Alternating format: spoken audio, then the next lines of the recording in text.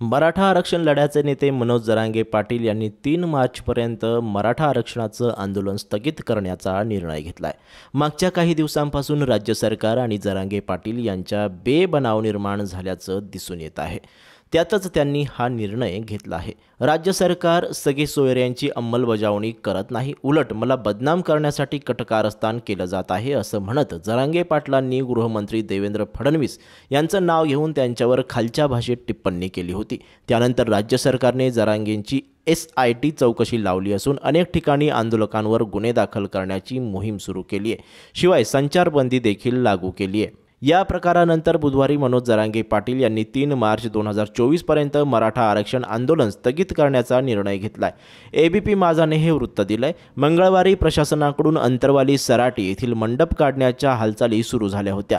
त्यानंतर पुन्हा एकदा जरांगे पाटील आक्रमक झाले। त्यांनी रुग्णालयातून बाहेर पडत अंतरवालीकडे जाण्याची तयारी दर्शवली होती। मात्र पुन्हा प्रशासनाने माघार घेत मंडप काढणार नसल्याचं स्पष्ट केलं। बुधवारी माध्यमांशी बोलताना मनोज जरांगे पाटील म्हणाले की सरकार जाणीवपूर्वक मराठ्यांचा द्वेष करताना दिसून येत आहे।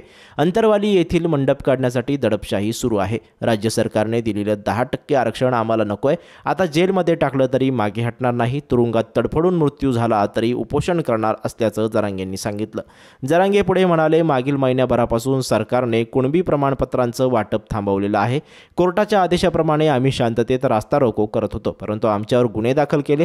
त्यामुळे आता आंदोलन आणखी तीव्र करण्याचा इशारा मनोज जरांगे पाटील यांनी दिलाय।